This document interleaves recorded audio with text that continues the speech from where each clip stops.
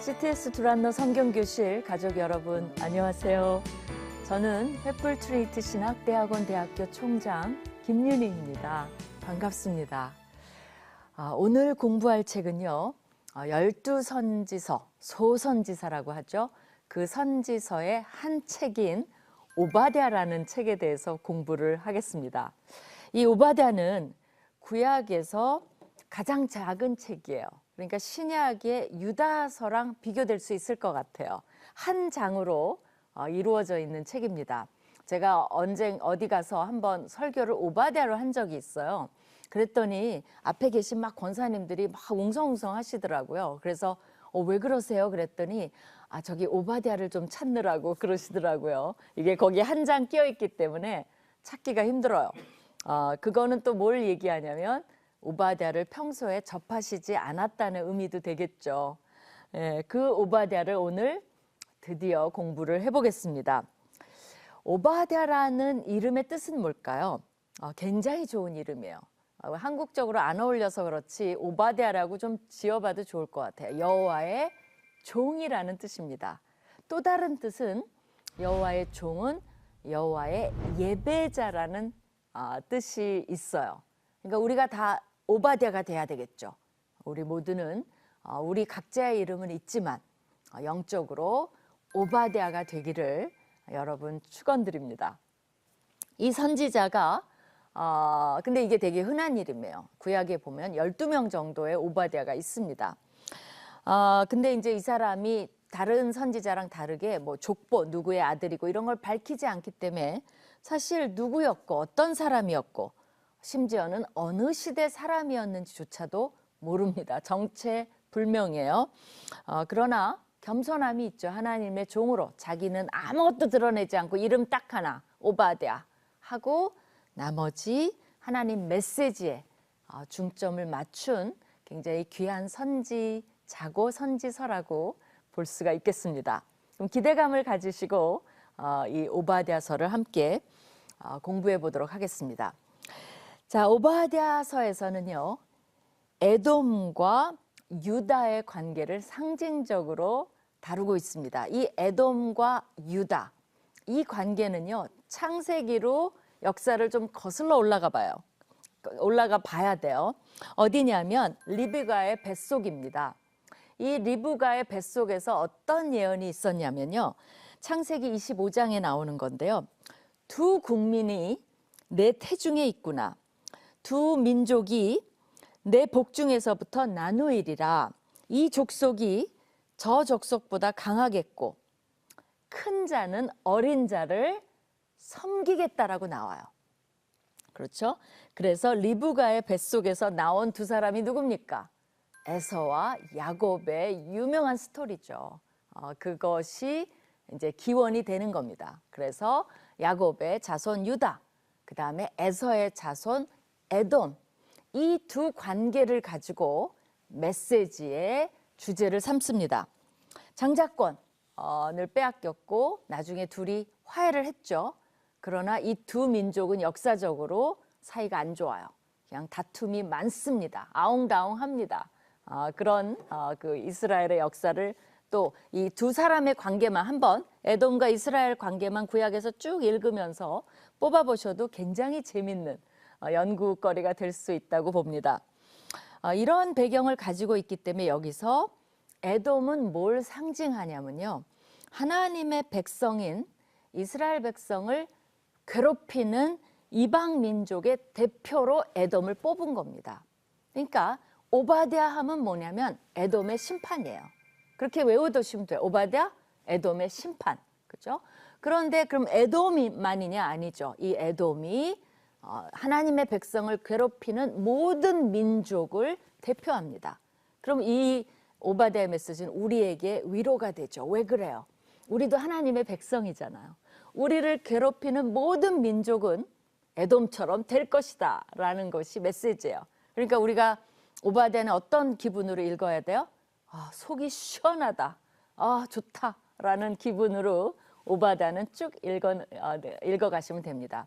뭐 한 5분이면 다 읽으세요. 그러니까 굉장히 쉬운 책이죠. 어떤 내용이 있는지 한번 보겠습니다. 그래서 이제 구조는 1장이지만 세 부분 정도로 나눌 수 있어요. 첫 번째 부분은 에돔의 운명과 심판입니다. 그 다음에 에돔을 왜 심판하시는지 그 근거에 대해서 말씀하십니다. 그 다음에 맨 마지막에는 심판도 있지만 하나님의 메시지는 심판으로 끝나진 않아요. 회복에 대해서도 말씀을 하십니다. 이 세 가지 면을 하나하나 살펴보도록 하겠습니다. 제일 먼저 이 에돔, 하나님의 백성을 괴롭히는 원수, 적, 우리를 괴롭히는 그 원수, 그들의 운명과 심판에 대해서 기록하고 있습니다. 오바댜의 묵시라, 하나님의 계시의 말씀이라는 거죠. 주 여호와께서 에돔에 대하여 이같이 말씀하시느니라 라고 하며 본문의 주제가 에돔임을 분명히 말하고 있습니다. 우리가 여호와께로 말미암아 소식을 들었다라고 했는데 여호와께서 또 사자들을 열국에 보내서 너희는 일어날지어다. 우리가 일어나서 그와 싸우자라는 내용으로 하나님이 친히 에돔을 향해서 대적해서 싸우자라고 진두지휘를 하시는 모습이 나옵니다. 그러니까 에돔은 그야말로 속된 말로 반 죽었죠. 그죠? 죽음이죠. 여호와가 에돔을 공격하시는데 살아남을 수는 없는 거죠. 보라, 내가 너를 여러 나라들 가운데서 매우 작게 만들었으므로 네가 크게 멸시를 받느니라라고 돼 있어요. 그러니까 에돔이 뭐 심판받고 작아진 나라로 될 거예요. 자랑하던 나라가 축소될 거예요. 그뿐만이 아니라 그 이유는 네가 크게 멸시를 그죠? 작아지고 멸시를 받는데 이 멸시라는 단어를 제가 설명하고 싶어서 이 멸시라는 단어가 공교롭게도요. 그 조상인 에서가 장자권을 멸시했다라는 단어와 동일합니다. 그러니까 조상의 모습과 그 후대의 민족의 모습이 닮아 있는 것을 저자가 이 말장난을 통해서 우리에게 조롱거리로 보여줍니다. 그죠? 에돔 참 불쌍하죠. 그죠? 불쌍하면 안 되죠. 하나님 심판하시니까. 그래도 짠한 느낌은 좀 있어요. 근데 이제 왜 심판을 당하느냐? 네 가지 정도의 근거를 대십니다. 심판의 이유를 분명히 지적하십니다.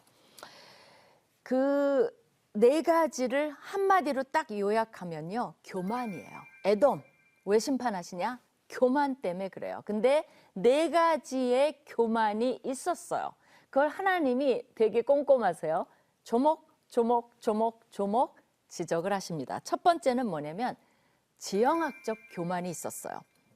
거기 보면 마음에 교만이 있었도다. 너를 속였도다. 바위 틈에 거주하며 높은 곳에 사는 자여, 네가 마음에 이르기를 누가 능히 나를 땅에 끌어내겠느냐 하니 네가 독수리처럼 높이 오르며 별 사이에 깃들지라도 내가 거기서 너를 끌어내리리라, 이렇게 말씀을 하십니다. 그 교만은 지혜의 반대말이죠. 그렇죠? 그래서 하나님이 교만한 것을 제일 싫어요. 잠언에도 뭐라 그랬죠? 교만한 눈, 나 그거 싫어해 라고 노골적으로 말씀하십니다. 근데 이 사중의 교만, 하나님이 참으실 수가 없는 거죠. 지형학적 교만은 뭐냐면요, 그 에돔의 지형을 보면 남쪽에는 이제 그 홍해 바다 아카바만이 있어요.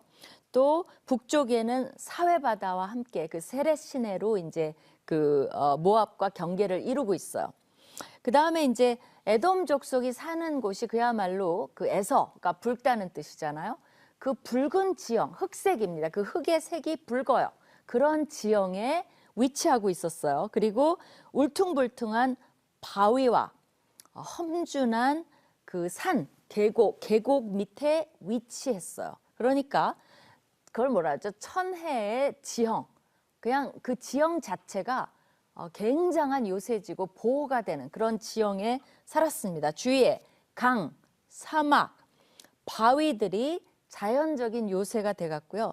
점령이 만만치 않은 지형학적 위치를 갖고 있었어요. 거기에 대한 교만이 있었어요. 내가 절대로 우리는 난공불락이다, 이런 것을 얘기하고 있었어요.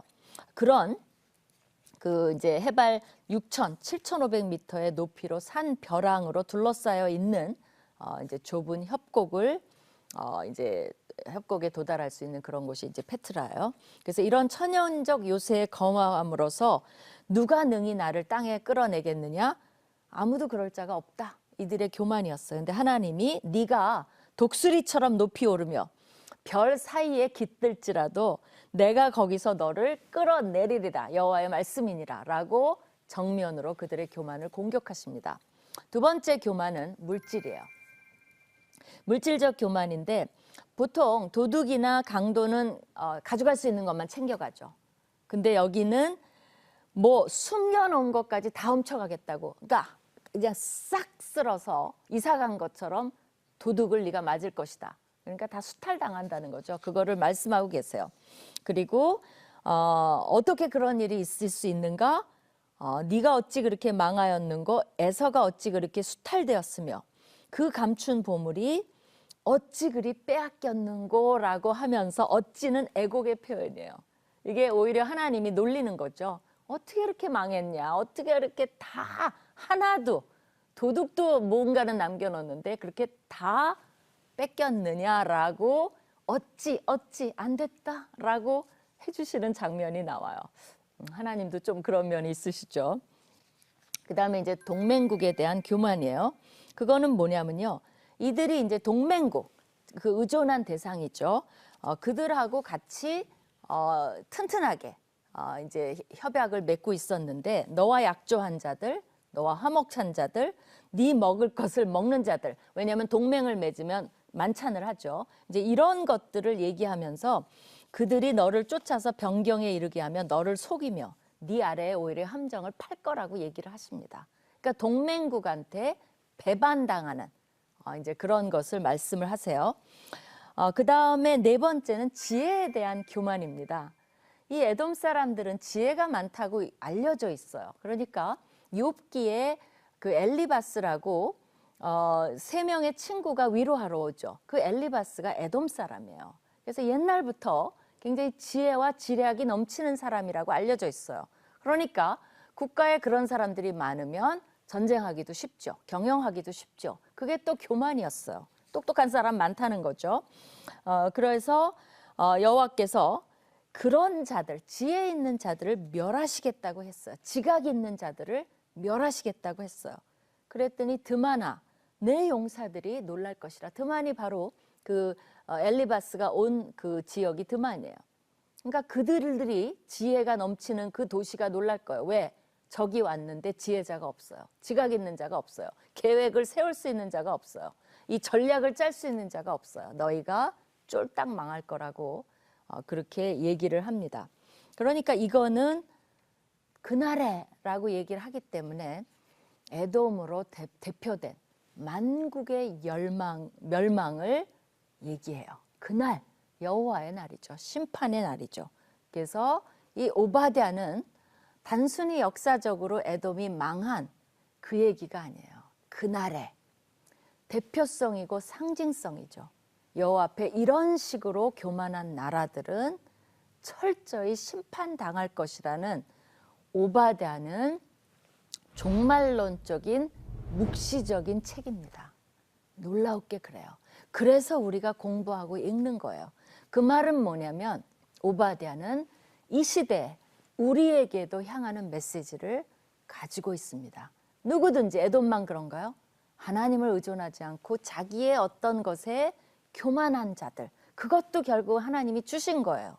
근데 그걸로 나는 재물이 많아, 나는 머리가 좋아, 자기의 교만으로 삼는 자들은 에돔의 대열에 속할 것이라고 하나님께서 어찌 그렇게 너네 그렇게 그 모양이 됐니?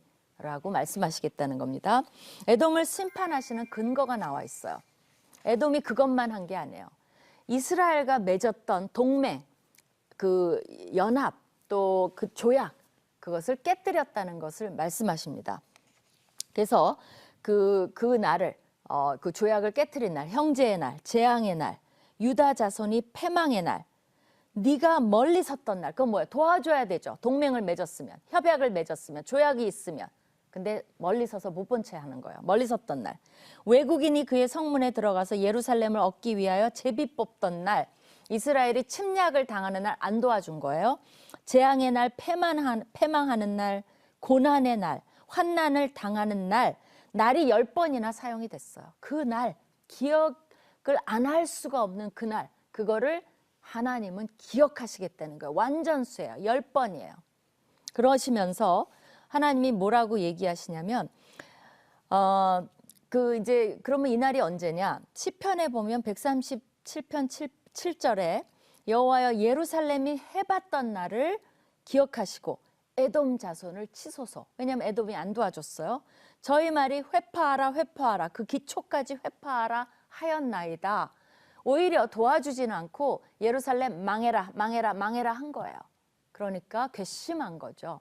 그러면 이 예루살렘이 해봤던 날이 언제냐? 그건 나와 있진 않아요. 그런 이제 학자들은 막 추측을 하는데 결국은 예루살렘이 망한 이스라엘과 유다가 다 망한 586년 정도 아닐까 주전 그렇게 추측을 합니다. 근데 이제 여기에 그 간접 명령형과 부정을 나타내는 부사를 함께 사용했어요. 이거 뭐 문법적인 용어니까 그런 걸 사용해서 결국은 12절, 14절을 여러분이 보시면요. 굉장히 재밌어요. 에돔이 하지 말았어야 될 행동 8가지를 일일이 하나님이 나열을 하십니다. 뭐라고 했냐면요. 형제가 재앙을 당하던 날에 방관했으며 또 형제는 누구냐면 에돔이 이스라엘이 망하는 날, 그날 한 일들을 나열하신 거예요. 그죠? 이스라엘은 안타깝게 됐는데 이 에돔은 동맹으로서 조약을 맺은 국가로서 가만히 있었던 거죠. 그뿐만이 아니에요. 가만히만 있었어도 나요. 근데 재앙을 당하던 날에 방관했으며 그들의 패망의 날에 기뻐하고 고난의 날에 입을 크게 벌렸으며 좋아한 거죠. 또 이방인들이 그 환난의 날에 성문에 들어갔어요. 함께 들어간 거. 또 그 고난을 받을 때 그것도 방관한 거. 또 예루살렘의 약탈에 참여했어요. 가만히 있고 들어간 것만 해도 그런데 같이 약탈을 이방인들이 할 때 함께 했어요. 또 고난의 날에 사거리에서 이스라엘 백성이 도망갈 때 도망하는 걸 막았어요. 오히려. 그리고 예루살렘의 남은 자들을 적에게 넘겨줬어요. 이 8가지를 하나님이 기억 다 하셨습니다. 그래서 다 열거하면서 너희가 이 모든 것을 한 것을 생각하면 내 백성인데 가만히 두지 않겠다라는 것이 하나님의 말씀입니다. 그래서 이제 마지막 날에 여호와께서 이제 심판과 회복을 말씀하시는데 그게 이제 15절에서 21절까지예요. 이게 이제 메시지가 정말 오바댜의 에돔에서 망국으로 이제 확대되는 메시지가 나갑니다. 하나님의 백성을 대적하는 모든 열방과 무리를 하나님이 심판하시겠다고 말을 해요. 이거는 우리에게는 위로죠. 여러분이 괴롭힘을 당해도 손해를 봐도 하나님의 말씀을 경외하기 때문에 하고 싶은 거 못하는 거 있죠. 조금만 내가 부정을 저지르면 돈도 좀 더 벌 수 있고 조금만 눈 감으면 조금 더 편안하게 살 수 있고 뭐 직장에서도 전도하려고 막 골치 안 아파도 되고 뭐 정직하려고 애쓰지 않아도 되고 근데 우리가 왜 해요?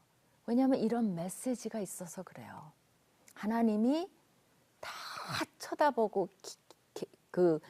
계획하시고 그 다음에 기록하시고 낱낱이 내 행동을 돌아보는데 내가 그것을 안다면 이것은 아무것도 아니죠.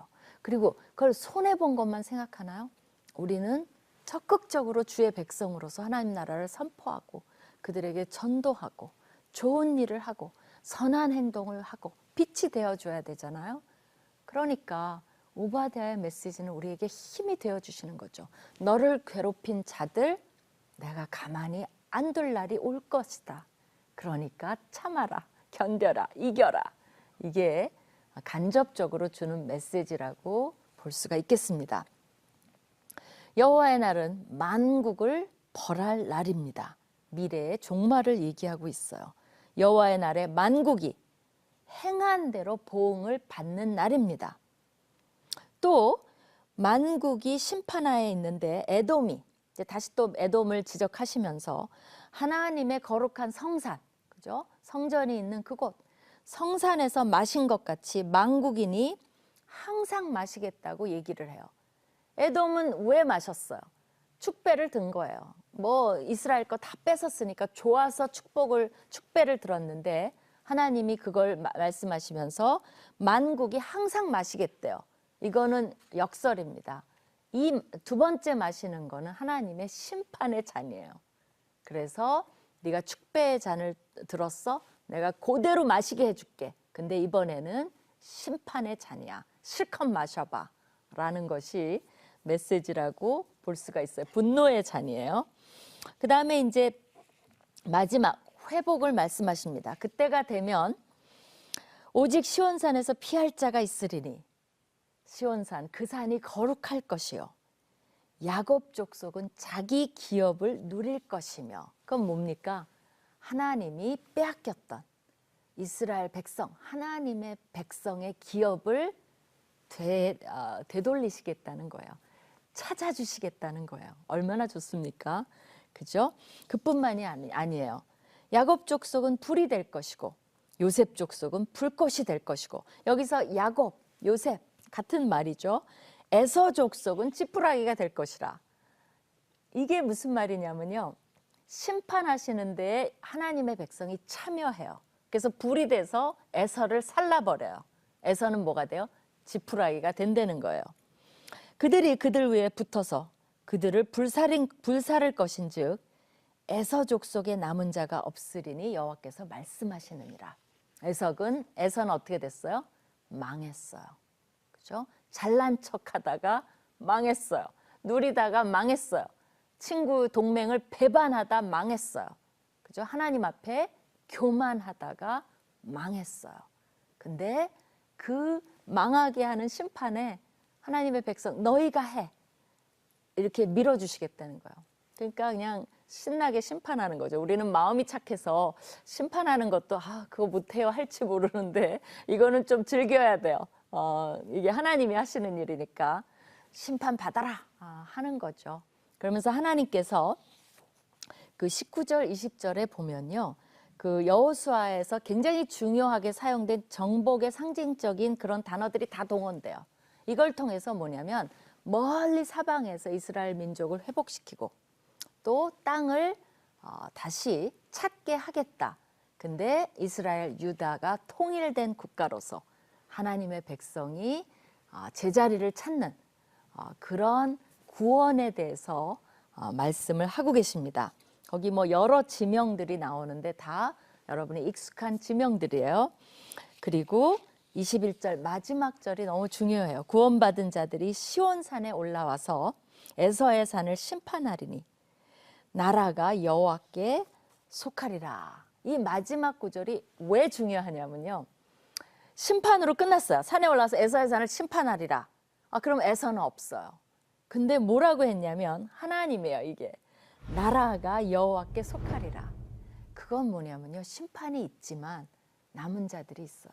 결국 이렇게 하시는 메시지를 통해서 모든 열방 주 볼 때까지 모든 열방이 주를 보게 하겠다는 거예요.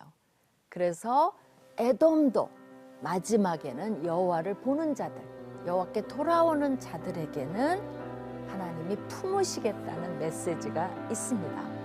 그러나 거기서 제일 중요한 건 하나님의 백성의 역할이에요. 우리가 있기 때문에 그들도 하나님이 우리와 그들을 함께 품으실 수가 있는 겁니다. 오바댜 읽으시면서 여러분이 다시 한번 하나님의 백성으로서의 사명을 다지는 그런 시간 되시기를 간절히 축원드립니다.